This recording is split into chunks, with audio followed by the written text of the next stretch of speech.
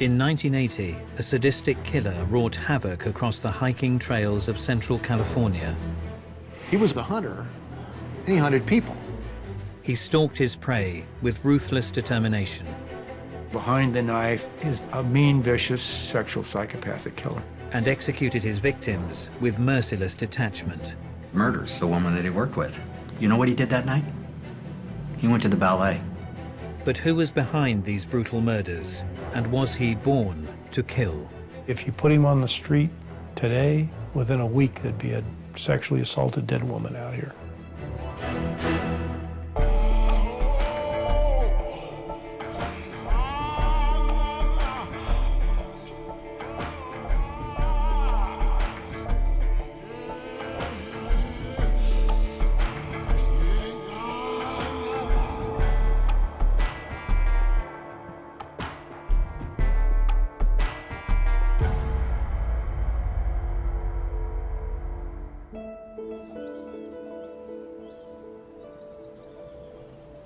In 1981, California's Henry Cowell State Park was a mecca for the hikers of Central California.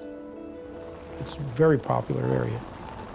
People here like to be able to use the park facilities, and they want to be able to hike and walk. There's horseback riders, bikers, campers and hikers that walk around here.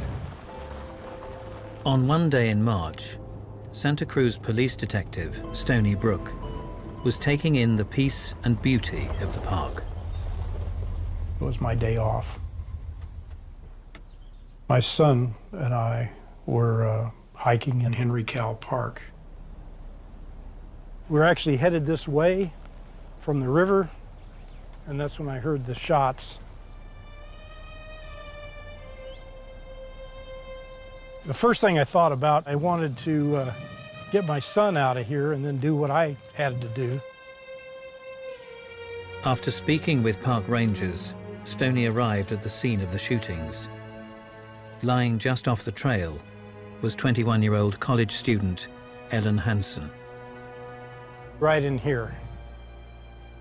The underbrush was extremely thick, so you couldn't even see down to the tree lines there like you can now. Ellen was still in place. She was lying on her side, and it was pretty obvious she was deceased at that point. Ellen and her boyfriend, Stephen Hurtle, had spent the day hiking the park's trails. They were on their spring break from UC Davis, where they were attending school, and they were dating, and they were camping in the park. And they went for a hike. They had gone up past the observation tower that gives you a panoramic view of the valley. It was here that they were attacked.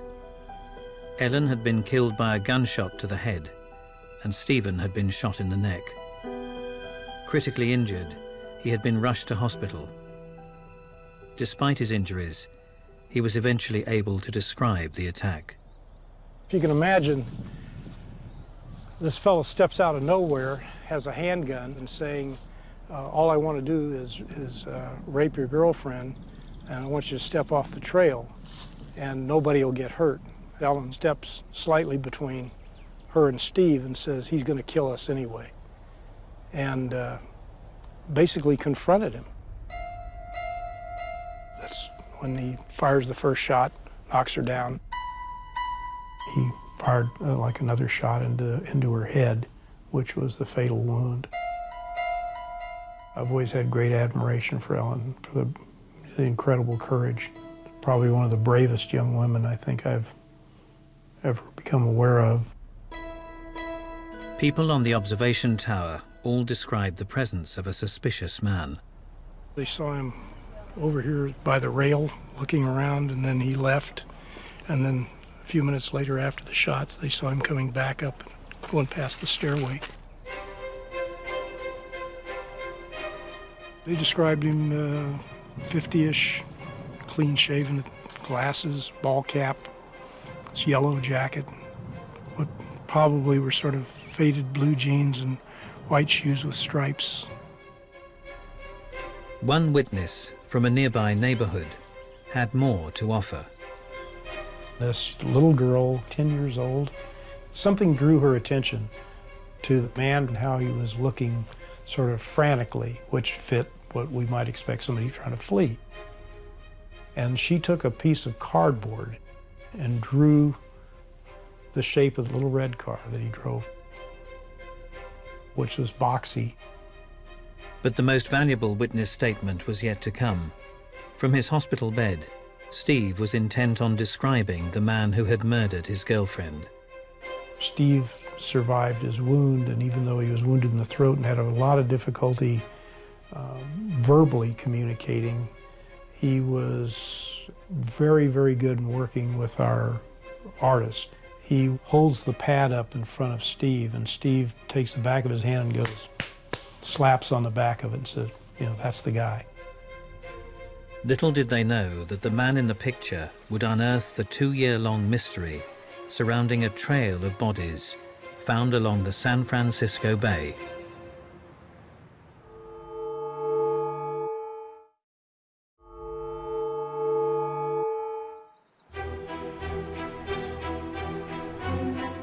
In March 1981, Ellen Hansen had been brutally murdered and her boyfriend left for dead among the trails of Henry Cowell State Park. Their attack was the latest in a series that had begun almost 2 years earlier in Marin County. Marin County sits just north of San Francisco. It's a relatively small county population-wise. It's connected to San Francisco by the Golden Gate Bridge. Marin County has a great deal of rural areas that are relatively undeveloped. So it's this odd mix of suburban and wilderness areas. Dominating the skyline of Marin County is Mount Tamalpais State Park. It rises up about a half of a mile, and most of the populated areas in the county, it stands majestically there. It's probably the most prominent landmark in the county. A lot of people use it. They're biking, walking all the time. It's a very popular area. In August 1979, 44-year-old bank executive Etta Kane was drawn to the remote mountainous scenery. Etta Kane was an avid hiker. She was planning to go hiking that day. She contacted a friend, tried to hook up with a friend, but didn't. And she went up on the mountain to go hiking. But that evening, Etta didn't make it home. When she didn't return, her husband called the police. And they went up to the area, they found her car there, and they started searching. We had an idea probably of, the general place that she liked to hike. And so you focus your investigation and your search into those areas. Eventually, they came upon her body. She was face down, and she'd been shot in the head. She was unclothed, and she only had maybe a sock left on her. The clothes that she'd been wearing, shoes, whatnot, they weren't there. Etta's murder was the first recorded in the park's history. Her naked remains hinted at the killer's motive. Obviously, there's some thought about some sort of a sexual assault possibly being involved. Evidence that they were able to recover at the crime scene, as I recall, there was a bullet, and it was from a .44 handgun. That's pretty much what they had to go on at the time. And the only way I can describe the crime scene is there was just some bizarre element. Whether or not that's ritualistic or not, I can't say, but it definitely left you with a very bizarre, strange feeling. Individuals will pose the body in a variety of different ways, which is an outgrowth of their fantasies. And it's going to be very different for each individual because individuals' sexual fantasies are very, very different and very, very unique. Now, there are commonalities. They'll usually pose the person in some type of degrading position. Anyone who's posing victims in a specific way is trying to extend the crime scene to the reaction of the first people who arrive on the scene. They want something to radiate out from their crimes in a way that will make them feel powerful again, just thinking about it. 7 months later, police were called back to the trails of Mount Tamalpais. Barbara Schwartz was a young woman, and she was in her early 20s.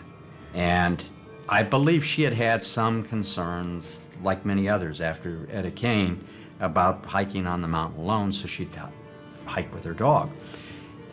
There was a young woman who was actually out hiking on the trail also that day. She saw some sort of a struggle.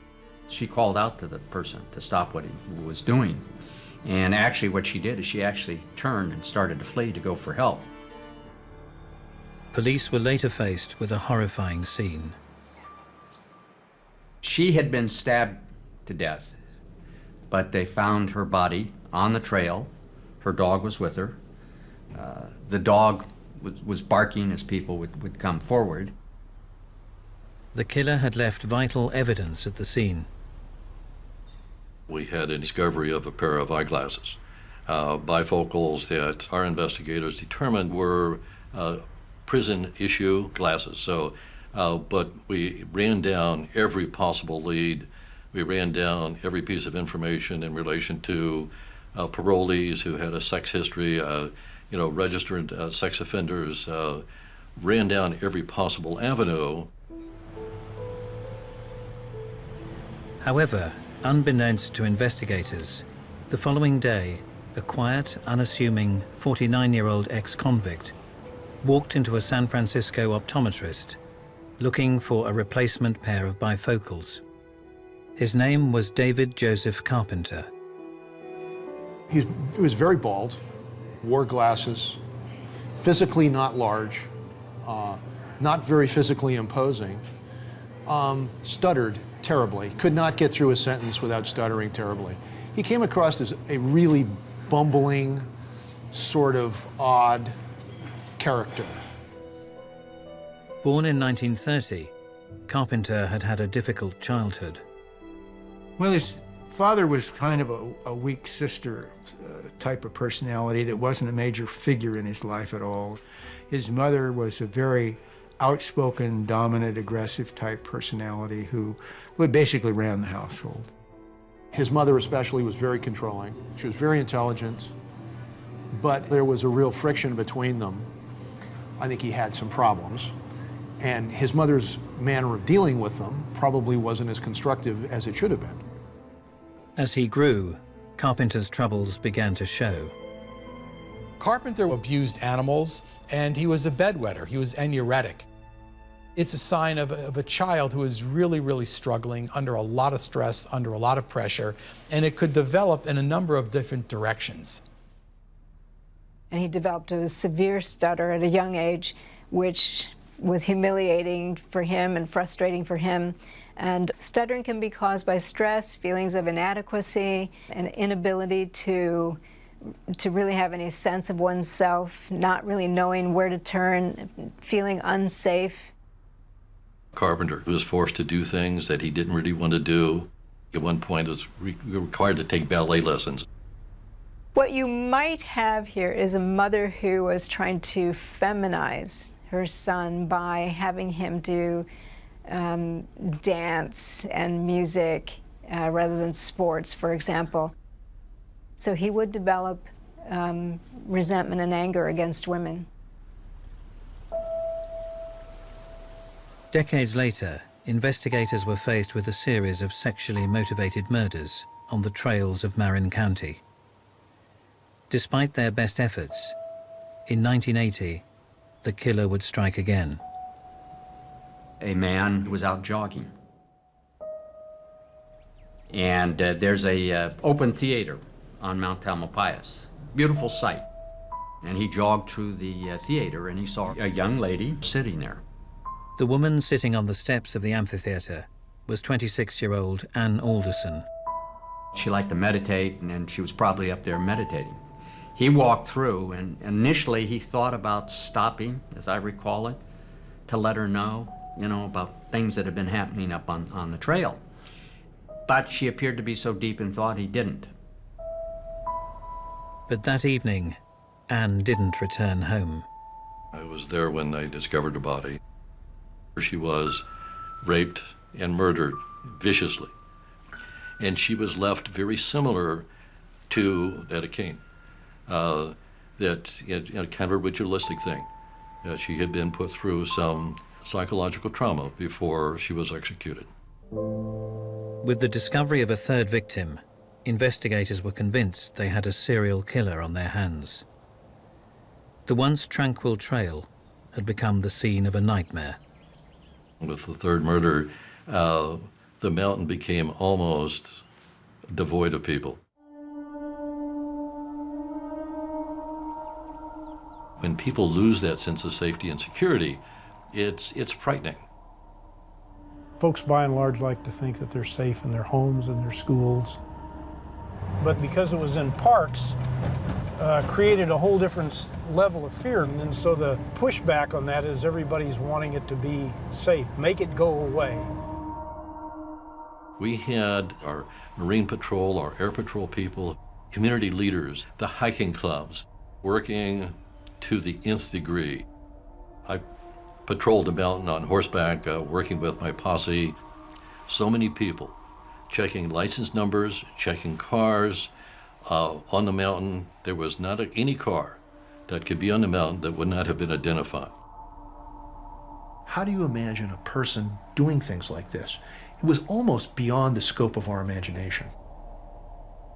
33 years earlier, at the age of 17, David Carpenter's disturbing behavior had reached a new plateau. He engaged in aggressive sexual assaults from a very young age. In fact, he had attacked 2 of his cousins sexually. He was sent to a youth facility for sex offenses as a child. So he had a long history of aberrant behavior.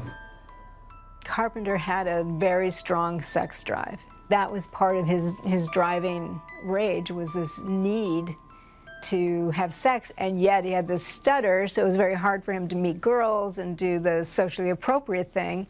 As a result, he'd feel frustrated and angry, as well as humiliated. His stint in the juvenile facility seemed to have curbed Carpenter's more violent impulses. But then, in 1960, at the age of 30, he revealed the depths of his depravity. He was driving home and saw a young woman who worked for his father, offered to give her a ride, drove her out to the Presidio of San Francisco, which was a military base,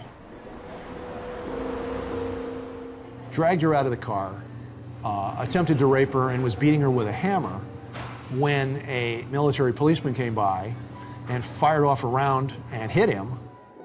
The shot was not fatal, but Carpenter was destined for the federal penitentiary.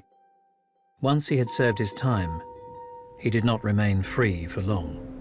David was released from federal prison to San Francisco, then kidnapped a woman, took her up into the foothills, released her, was sent back to prison. I met him because he was in court when I was in court, and they appointed me to represent him. And I went over and talked to him in the jail at some point. He was somebody you could talk to, as opposed to a lot of idiots that you represented who you couldn't talk to. He was not upset, nervous, angry, any of those things that some people are. Carpenter's offences were not listed as sexual, and in 1979, having spent 17 years of his life behind bars, 49-year-old David Carpenter's sentence was complete. I went down to do a pre-release seminar, and this 5'7", 5'8", bald, bespectacled individual walked up to me, stuttering quite badly, and asked me if I was one of the probation officers from San Francisco, and I said yes. He was going to be paroled back to San Francisco. He was released to a halfway house, and I started supervising him on parole. 12 months later, police were no closer to catching the killer who was terrorizing Marin County. And a single day in November 1980 would spread panic through the entire region.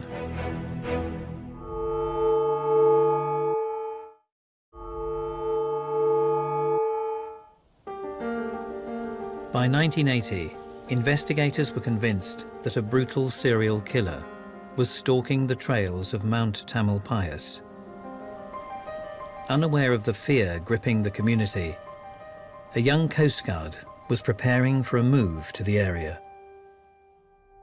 Rick just thought it was what he wanted to do. He knew he needed to get some training and education that he could get through the Coast Guard.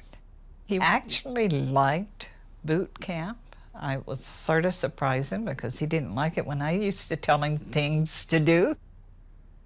Richard Stowers had met and fallen in love with 18-year-old Cynthia Morland. She had long dark hair. She liked the outdoors. Rick liked the outdoors. They liked hiking. Following his graduation, Richard and Cynthia decided to pay a visit to Point Reyes, another of Marin's prized national parks, and home to the county's Coast Guard.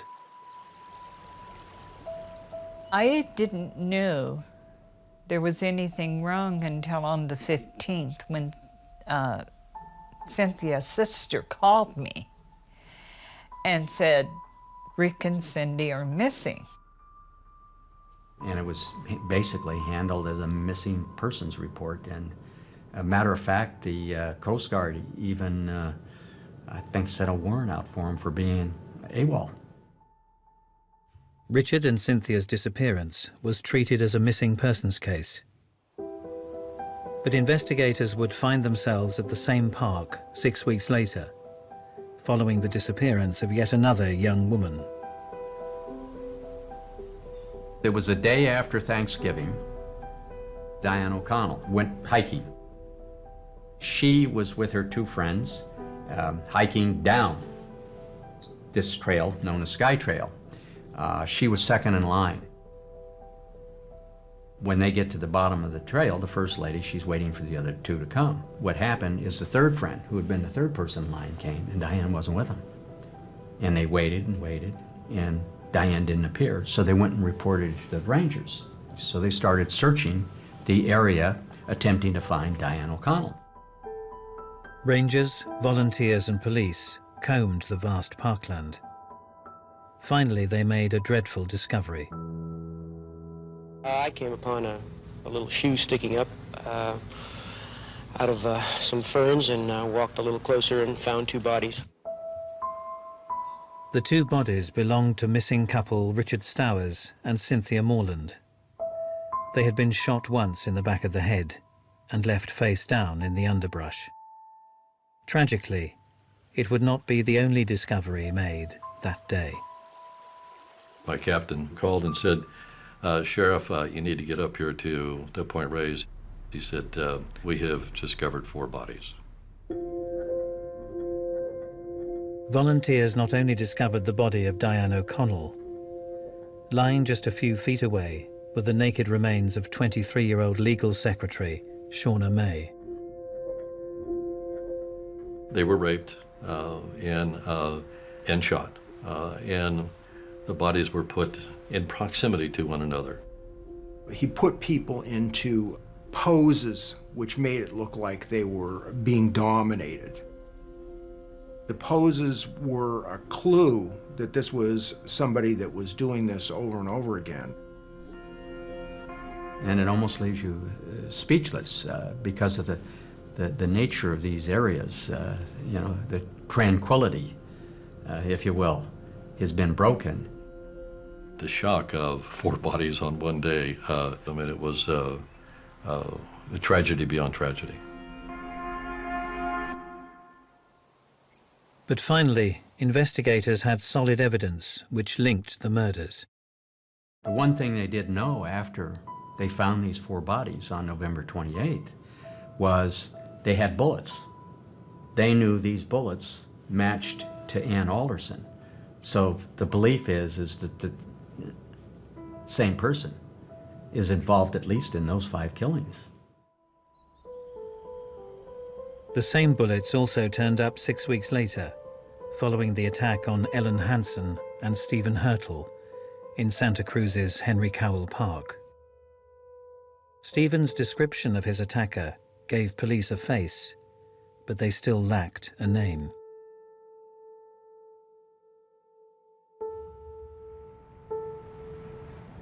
Meanwhile, 50-year-old David Carpenter appeared to be committed to getting his life back on track. The two things that you needed to do with parolees were, one, where are they going to live, and two, where are they going to work? And David's parole plan was living with his 2 elderly parents in San Francisco, and he was at a loss as to where he could work because of his history of sex offenses. Carpenter seemed to be a model parolee. He was extremely easy. He was required to send in a written report monthly, which was where are you living, have you moved, where are you working, how much money have you made, have you been arrested, all of those things. This guy was perfect. Carpenter claimed to be ready to reintegrate into society, but was worried about his future. I had conversations with David over the 1.5 or 2 years that I supervised him. He would sit down and really talk about how he was old, didn't have a retirement plan, didn't know what would become of him. I think that was real. I think part of him was panicked that he was a 40-something-year-old guy who had been to prison a few times and didn't have any skills.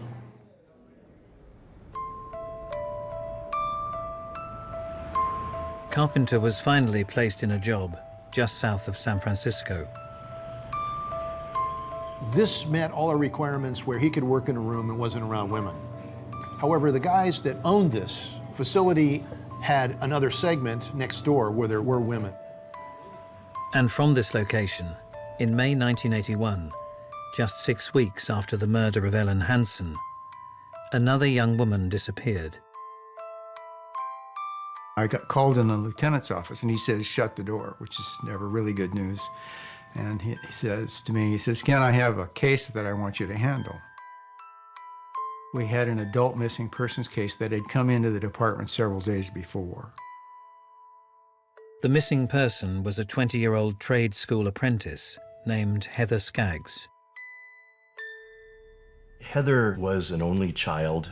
She grew up in a single-family household with her mom. She had recently graduated from high school, and she was working at a print shop in Hayward, California. She was doing very well there, according to her employers. The first evening we went and talked to Dan Pingle, who was her boyfriend. Heather told him that she was going to go with a fellow employee to go look at a car to buy over in Santa Cruz. Her co-worker had convinced her that the price was a really good price, and he would even help her buy it if necessary and loan her the balance of the money. Made it very attractive for her to go and see this car. But he insisted she come alone and that she not tell anybody that she was going. And that bothered Pingle. And so he insisted that Heather leave the name and address and phone number with him in case she didn't come back. And she said, if I'm not back by 7 p.m., call the police. Something's happened to me. The fears of Heather's boyfriend were justified when she failed to return home.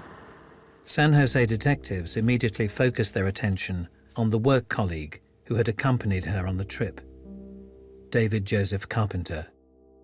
We were talking to the employers and asked what cars did he have access to and what did he drive to and from work. And they said, well, David Carpenter drives 2 cars, this blue station wagon, the personal plates on it, and then this little red foreign car that's parked out in the parking lot right now.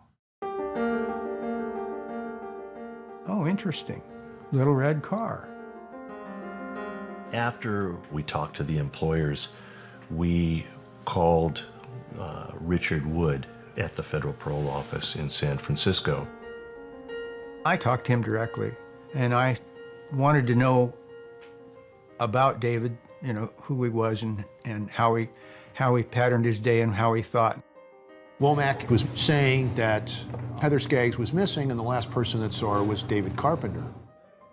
And he said, well, I'll contact David and I'll find out and I'll call you back. I was very apprehensive. It's never good for a guy with his kind of record to be the last person to see a young woman who disappears. Days later, investigators found themselves face to face with David Carpenter. When we asked him how he knew Heather, the first thing he did is contort his face and twist to the side, and he started stuttering so bad that I initially thought he was having a seizure. It was very difficult to have a conversation with him in the beginning because he had this tremendously heavy stutter. Bumbling, stuttering, tried to charm everybody. But, you know, homicide detectives aren't easily charmed. As the interview went on, David's answers began to raise suspicions. We had asked him questions we knew the answers to, and he had lied to us about some of them that were important. When I asked him specifically about the vehicles he owned, had access to, and had driven, and he excluded the red Fiat. There's a red flag that comes up that says there's something to be pursued here. As they discussed Carpenter's childhood, there was an alarming change in his demeanor. He said that I was forced to take ballet lessons, and I really resented that. And I interrupted him for a second when he made that comment. I said, you know, David, when I was 9 years old, I took ballet lessons too. And he cocked his head a little bit, and he stood up. He rose above us, and he went through some basic ballet positions and started doing somewhat of a dance. And telling us the number of the positions, 1, 2, 3. He didn't do them well, but he remembered them. And as he stood up above us talking, he didn't stutter one time. Everything that he said was in a natural cadence of speech. The stutter was gone. The contortion of the face was all gone. He was actually in a happy, comfortable space. This is one of the things that just completely and totally amazed us. It was dramatic. It was absolutely dramatic. While Carpenter's ability to control his profound stutter was striking, the meeting was about to take a sinister turn. We got up to leave, and he said, I pray to God no one finds her body and finds that she's been raped. He was looking directly at me and communicating something to me that I understood. Now I'm really thinking it's a good possibility that ultimately this is not going to be a missing persons case. This is going to be a homicide, and that he killed Heather Skaggs. It was clear to us that we had just had an encounter with a very dangerous, cunning individual. Carpenter was immediately placed under surveillance. Detectives from Marin County and Santa Cruz joined Robinson and Womack in a bid to investigate if he was in fact connected to any of the Trailside murders. After a week of interviews and surveillance, they had enough to arrest Carpenter. Stony Brook and Marin County officer Rich Keaton headed for San Francisco and to Carpenter's home, where he lived with his parents. San Francisco was like the other 364 days a year. It was overcast and gray. And with Carpenter's history of firearms, they took no chances. I had this backup revolver that I had had for years, and so I put that in my trouser pocket on the left-hand side. Part of the game plan for me was, as we walked up to David, I was going to shake his hand. And it still gave me a way to be able to respond, even though I probably would ruin a perfectly good suit. We walked up to him and I said, "Hi, David, my name's Stony Brook. We're placing you under arrest." He was very submissive. There was No posturing, no threats. Very subdued through the entire thing. We loaded him in a car and drove him to the Hall of Justice, put him in an interview room. David invoked his rights and said he wanted an attorney, and we never had any further conversation. 9 days later, investigators were called to a national park just west of San Jose. There were 2 hikers in the park itself, and they had come across this trail. And apparently there was probably some decomposition odors that were emanating from that area. They went over to investigate, realized it was a body, and rapidly left the area to notify authorities. The body belonged to Carpenter's co-worker, Heather Skaggs.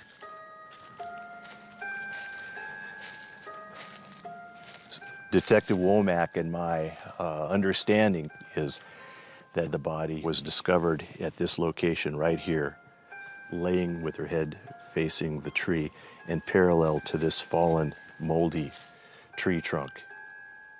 It was clear that someone had dug enough to put her in the very shallow hole, cover her with dirt, debris, and brush, and then leave her. With the discovery of Heather's body came the link investigators had been looking for. The ballistics off the bullet proved positive for the gun that he used in the other murders, and he was matched to the seminal fluid from her body. That pretty well locks it all down. All those pieces of evidence together and pointed to no one else in the world but David Carpenter. The murder of Heather confirmed that Carpenter's reign of terror had now claimed at least 9 lives. But there was another startling revelation that would reveal what beat at the heart of these brutal crimes.